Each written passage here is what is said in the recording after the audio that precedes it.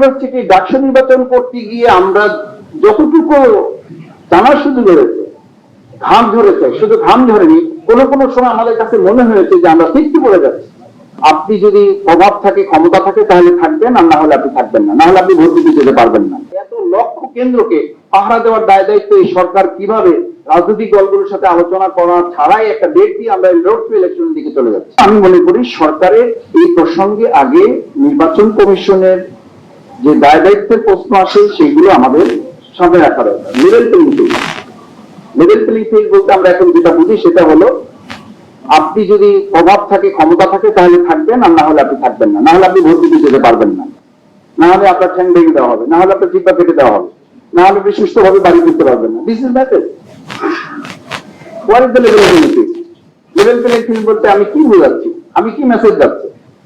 Dhaka university DUCSU নির্বাচনের কথা বলে। ডাকসু নির্বাচন প্রত্যেক ছাত্রছাত্রী সুশিক্ষিত, সচেতন এবং স্বাবলম্বী, ফিজিক্যালি সে ক্যাপেবল, কিন্তু একজন 70 বছরের মানুষ যখন গ্রামে ভোট দিতে যান, শিক্ষার দিক থেকে, সচেতনার দিক থেকে তিনি তো একইভাবে ঢাকা ইউনিভার্সিটির কোন একজন ছাত্র বা ছাত্রীর মতো, শিক্ষার্থীর মতো তিনি তাৎক্ষণিকভাবে একটা প্রেস থেকে, একটা প্রেসের কাছে গিয়ে, একটা সোশ্যাল মিডিয়ার কাছে গিয়ে তিনি কি প্রতিবাদ করার মতো সামর্থ্য রাখেন?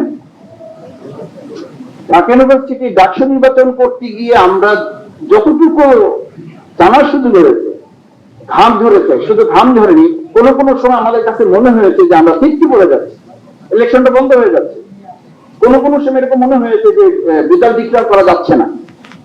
রেজাল্ট ডিক্লেয়ার করার কথা রাত 8টায়, রেজাল্ট ডিক্লেয়ার করার কথা রাত 10টায়, সেই রেজাল্ট ডিক্লেয়ার করতে তো পরের দিন সকাল 10টা বেজেছে। কেন বেজেছে? কেন ইউনিভার্সিটির পার্শ্ববর্তী এলাকায় লোক জড়ো হয়েছে? কেন টোটাল প্রশাসনকে ইনভলভ হয়ে বলতে হয়েছে?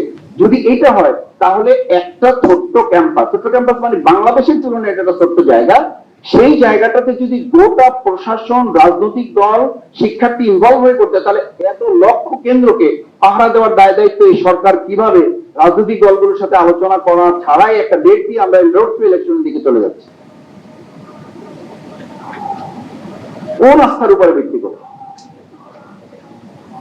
আমি লেভেল প্লেইং ফিল্ডের জায়গায় আমাদের তো প্রতিদিন আমাদের কাছে, আমার মোবাইল অন্তত 50টা মেসেজ আছে, কালকে অমুককে মেরেছে, কালকে সোশ্যাল মিডিয়ায় একটা মত প্রকাশের জন্য তাকে ধরে এলাকায় মারধর করা হয়েছে, তার পরিবারে বাবা মাকে হুমকি দেওয়া হয়েছে, আপনি দল ছাড়েন, না হলে দল থেকে আপনাকে এখান থেকে, এলাকা থেকে বের করে দেওয়া হবে, আপনি ঢাকায় থাকেন এলাকায় আসবেন না, এলাকায় থাকেন এলাকা থেকে চলে যান।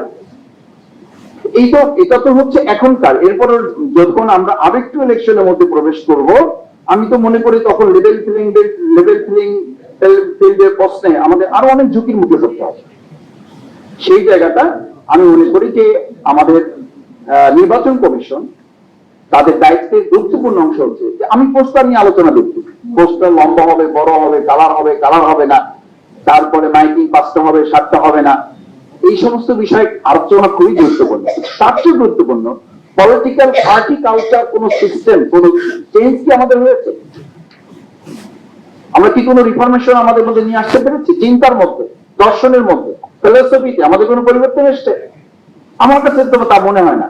আমি এখনো এলাকায়, আমাকে এক জায়গায় নমিনি করা হয়েছে, পটুয়াখালী বহুফল আসন, আমাকে আমার লোকেরা বলে যে মাসুদ ভাই এখনো আসতে হলে আমাদেরকে একটু প্রিপারেশন নিয়ে আসতে হবে। What is the scenario?